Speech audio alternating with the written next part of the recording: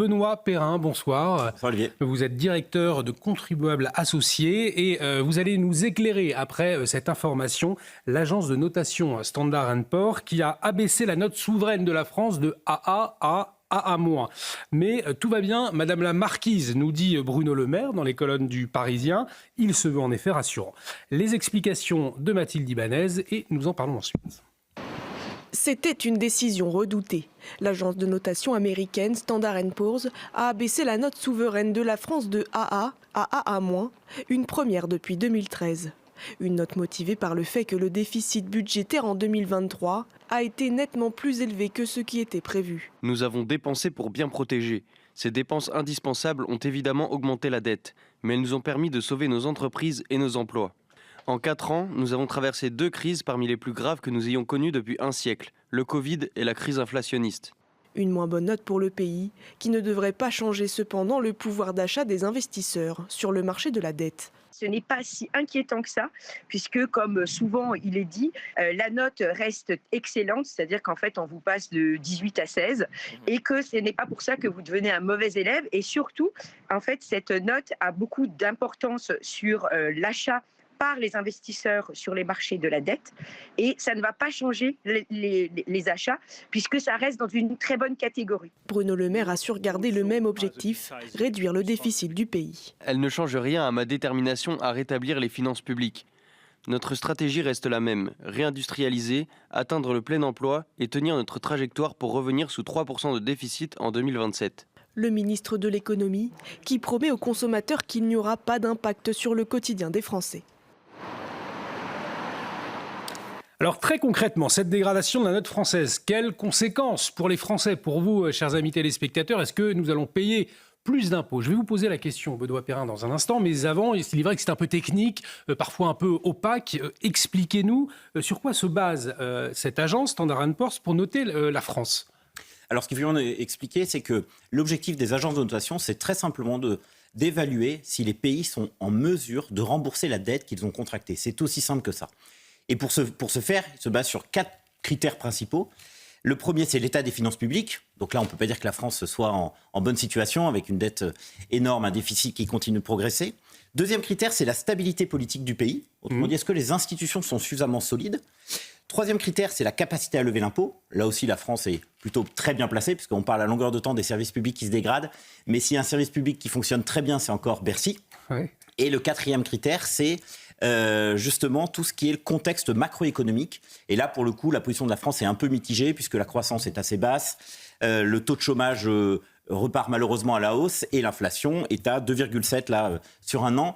Donc autrement dit, sur 4 critères, on va dire que la France répond à 2 critères de manière positive, et sur les 2 autres critères, c'est beaucoup plus flou. Donc résultat des courses... Comment lire AA-, cette note AA-? Qu'est-ce qu'il faut comprendre derrière? Les agences de notation, elles ont à peu près 20 niveaux de notation. Donc c'est vrai qu'on peut parfaitement faire le parallèle avec une note à l'école. Oui. Et très concrètement, aujourd'hui, il y a donc 3 agences de notation principales. Pour 2 d'entre elles, la note est de 17 sur 20, dont Standard & Poor's justement. Et pour la dernière, Moody's, c'est 18 sur 20. Donc autrement dit, la note est toujours très bonne. La dette de la France se vend encore très bien sur les marchés. Il n'y a pas d'inquiétude à avoir. En revanche, ce qui est frappant, c'est surtout l'effet toboggan. C'est-à-dire qu'en fait, depuis des années, on continue à perdre des points, quelles que soient les agences de notation. Je rappelle juste une information, c'est que on avait le triple A, donc qui est vraiment le summum 20 sur 20, il y a des 3 agences de notation jusqu'à 2012. En 2012, en janvier 2012, sous la présidence de Nicolas Sarkozy, on a justement Standard & Poor's qui dégrade pour la première fois de l'histoire de France la note. Et après, les 2 autres agences de notation ont suivi. Et depuis lors, on a continué, encore une fois, à perdre des points. Donc la situation n'est pas dramatique, mais la tendance est quand même vraiment négative. L'élève France se relâche, c'est ce qu'on pourrait lire sur le bulletin de notes. Alors très concrètement, pour les Français, les téléspectateurs qui nous regardent, est-ce qu'il y a un risque de payer plus d'impôts? Bruno Le Maire a dit non, surtout pas, on ne touchera pas. Mais est-ce qu'on peut le croire? Alors, c'est un peu paradoxal parce que Bruno Le Maire nous donne une trajectoire de redressement des finances publiques, notamment donc de déficit à 3%, comme par hasard, à la fin du quinquennat. Tous les ministres de l'économie et des finances ont pour objectif d'arriver à ces 3% à la fin du quinquennat. Donc, il fait exactement la même chose. Donc, en 2027, on est censé être à 3% de déficit. La difficulté, elle est très simple. C'est qu'il nous dit, il fait du en même temps. Il dit, je ne vais pas augmenter les impôts. Donc ça, a priori, je m'y engage. Et de l'autre côté, eh bien, il parle de réduction de la dépense publique, mais qui est en fait aujourd'hui presque illisible. On ne sait pas tellement où vont être réalisées les économies. On a 20 milliards d'économies à faire cette année, 20 supplémentaires à faire l'année prochaine, donc en 2025, et on ne sait pas, à l'heure où nous parlons, où les économies vont être réalisées. Donc, il faut qu'il nous explique comment, sans augmenter les impôts et sans baisser la dépense publique, il va réussir à baisser le déficit. Parce que, il ne faut pas l'oublier, il y a, au moins pour le budget de l'État, à peu près 35% d'écart entre les dépenses et les recettes. Autrement dit, il y a 35% de plus de dépenses qu'il n'y a de recettes. Donc, il faut qu'il nous explique par quel tour de magie il va réussir à redresser les finances du pays. Et pourtant, il dit « Je ne changerai pas mes orientations budgétaires ». On va y revenir, mais je vous propose d'écouter Marc Sanchez. Il est intervenu cet après-midi sur notre plateau. C'est le secrétaire général du SDI, porte-voix des TPE, des PME, des indépendants, des commerçants ou des artisans. Et pour lui, il n'y a pas de doute, eh bien, il y aura une hausse des impôts. Écoutez-le. Croyez-vous sincèrement qu'à 3 ou 4 jours d'une élection majeure, le ministre de l'économie et des finances pourrait déclarer qu'effectivement il allait augmenter les impôts? Non, je pense que c'est pas sérieux. Il y a de toute façon nécessairement une obligation de baisser le déficit public. Baisser le déficit public, ça veut dire effectivement que l'État s'attaque sur les dépenses structurelles et pas simplement sur des éléments comme la réforme de l'UNEDIC ou la branche maladie de la sécurité sociale. Aujourd'hui, on a effectivement un État qui coûte cher. Je vous dirais qu'aujourd'hui, les prélèvements obligatoires sont quelque part un petit peu au taquet, en tout cas dans nos entreprises, et il serait difficile effectivement de voir dans quelle mesure on pourrait les augmenter, et surtout pour quelle efficacité. Vous rejoignez les propos de Marc Sanchez, effectivement, qui disait d'ailleurs que les entreprises, eh bien, par peur de cette hausse d'impôts, n'allaient pas investir. Et c'est ça aussi l'une des conséquences peut-être de cette dégradation de la note. Alors c'est très juste, et d'ailleurs les particuliers se comportent exactement de la même manière, puisque le taux d'épargne est un des plus hauts d'Europe. On est à peu près à 17,5%. C'est-à-dire sur 100 € gagnés, les Français en épargnent 17,5%. C'est absolument énorme. L'Italie est par exemple à peu près aux alentours de 9%. Donc les Français ont presque anticipé le fait qu'il y allait avoir une hausse des impôts et donc du coup en prévision de tout ça commencent effectivement à fournir leur bas de laine.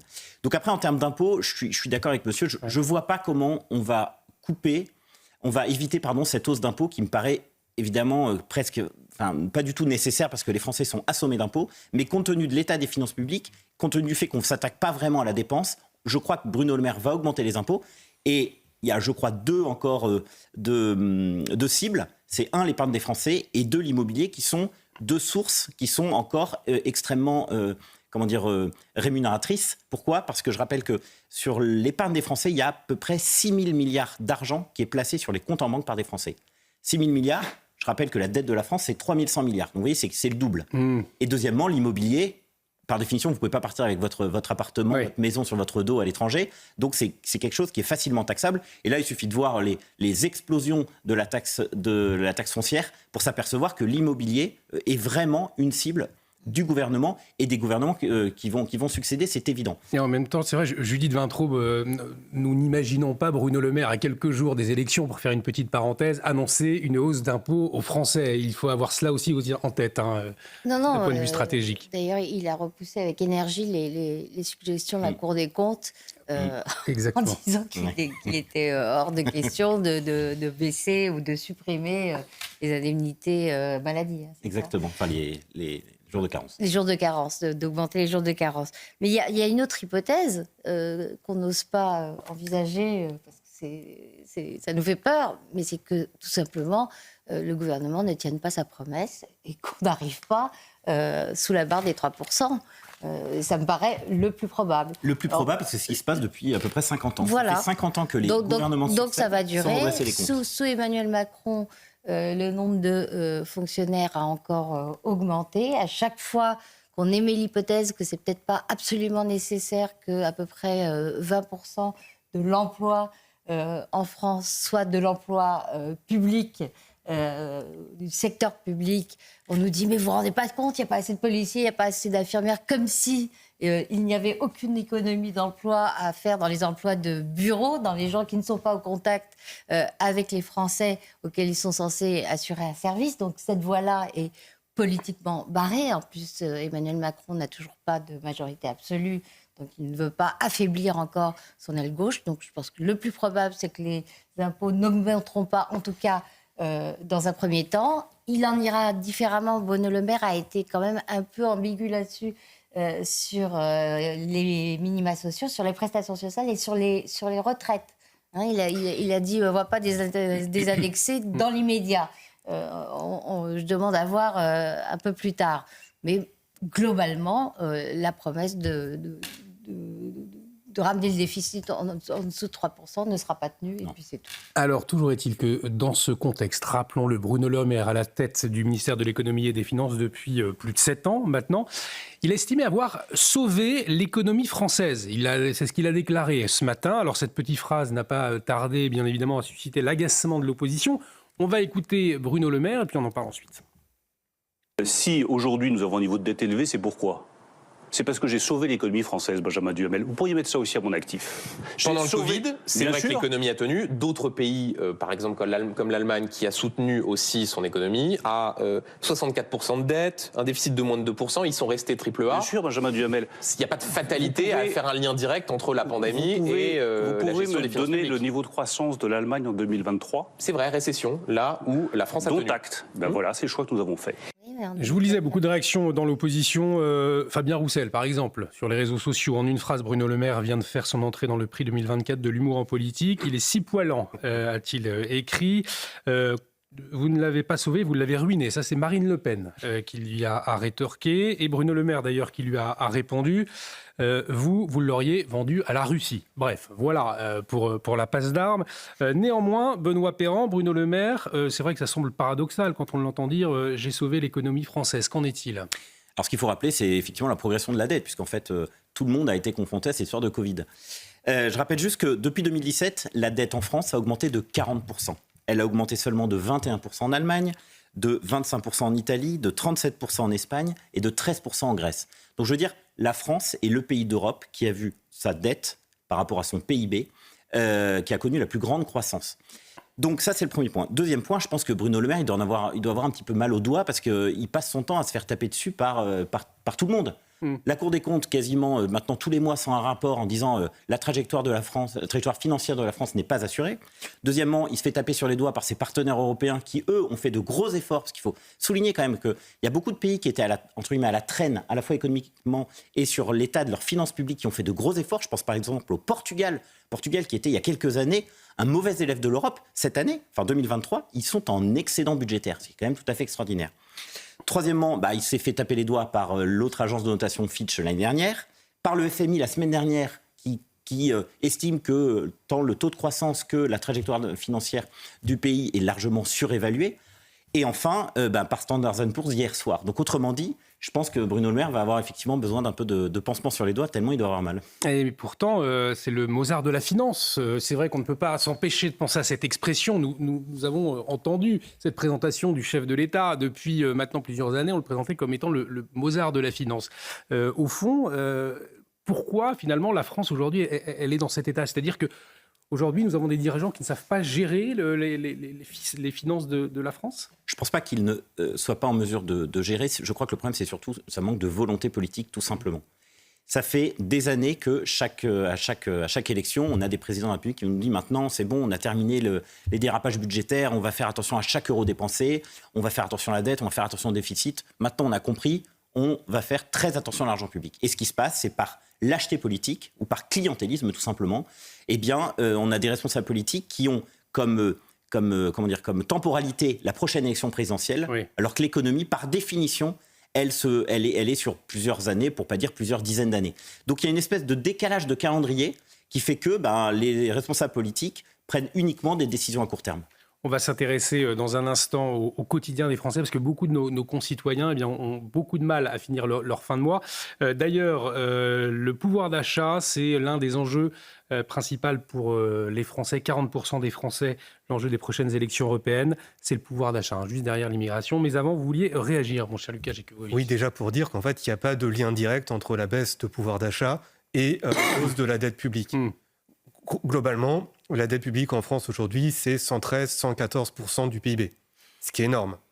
Mais il y a d'autres pays, comme par exemple les États-Unis. Les États-Unis, la dette publique, c'est 130% du PIB, donc plus que nous.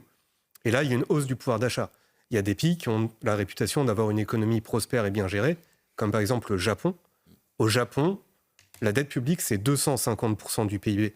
Donc déjà, il n'y a pas de lien entre... Possédé par les Japonais. Voilà. Mais possédé par les Japonais. C'est la grande différence. En tout cas, si on se dit que le but ultime, c'est d'en finir avec la dette, il y a 2 leviers qui ont déjà été dits. Premier levier, c'est augmenter la pression fiscale, mais on ne peut pas. La pression fiscale en France, c'est déjà énorme. La deuxième solution, c'est de faire rentrer de l'argent dans les caisses. Et pour ça, il faut produire, ce qui n'est pas vraiment le cas de la France. Oui. Il y a un article et une étude qui a été publiée il y a 2 semaines par Jérôme Fourquet de l'IFOP qui qualifie la France de régime étato-capitaliste. C'est-à-dire qu'en fait, c'est un régime ou un modèle politique qui survit uniquement grâce à l'argent public. L'initiative privée, l'argent privé, l'épargne est beaucoup moins utilisée que dans d'autres pays.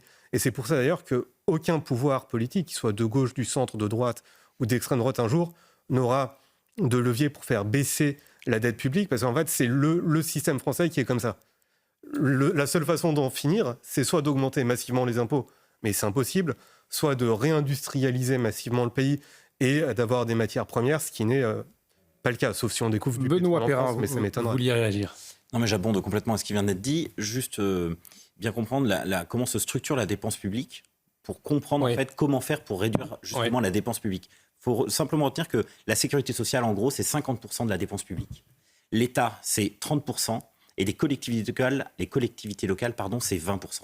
Donc, autrement dit, si vous voulez baisser la dépense publique, vous n'avez pas le choix que de vous pencher sur la sphère sociale. Ce qui est du coup quelque chose d'extrêmement difficile, parce que là, vous parliez tout à l'heure de la vie des gens, là, vous touchez très concrètement à la vie quotidienne des Français.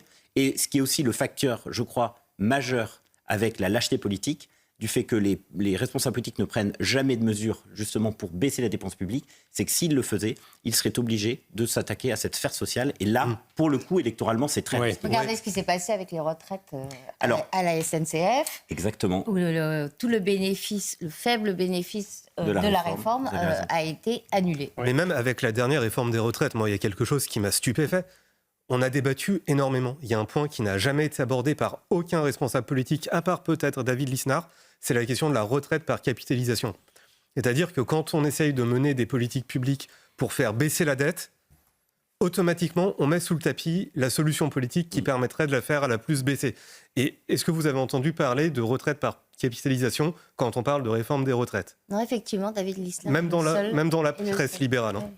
Oui, je vous propose que nous nous intéressions à présent au quotidien de Fabienne.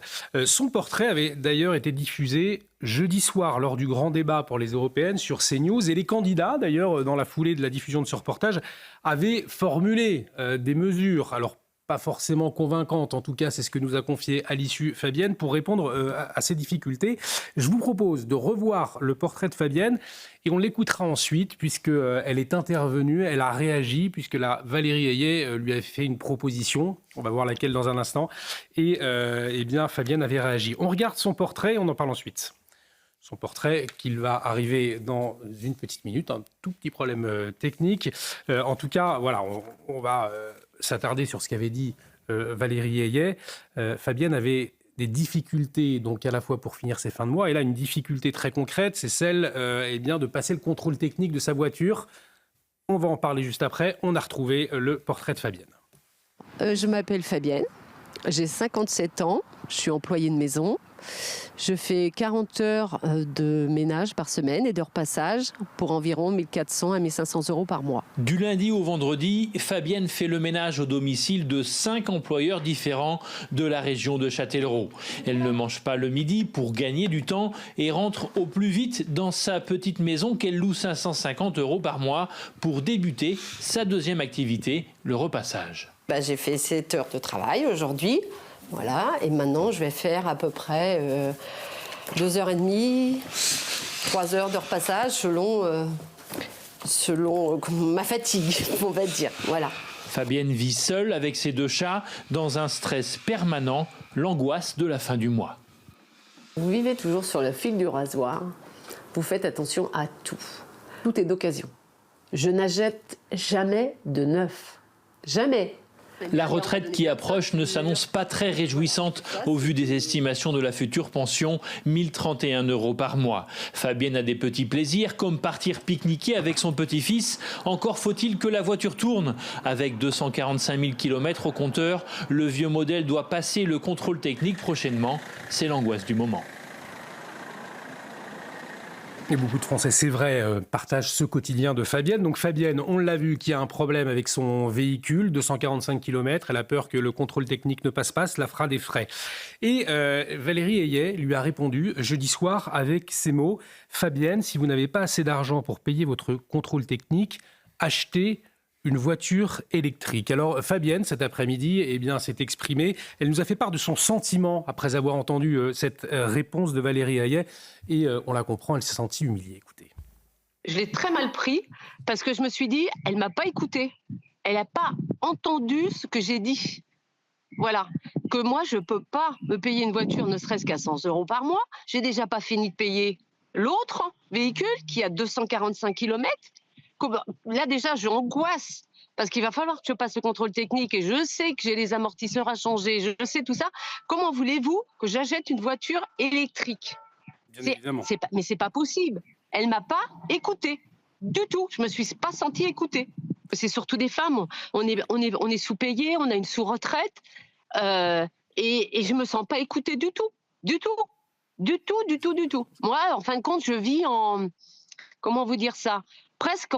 J'ai des amis, tout ça, mais je vis presque en autarcie parce que vous ne pouvez pas vous payer ne serait-ce qu'un petit plaisir. Voilà.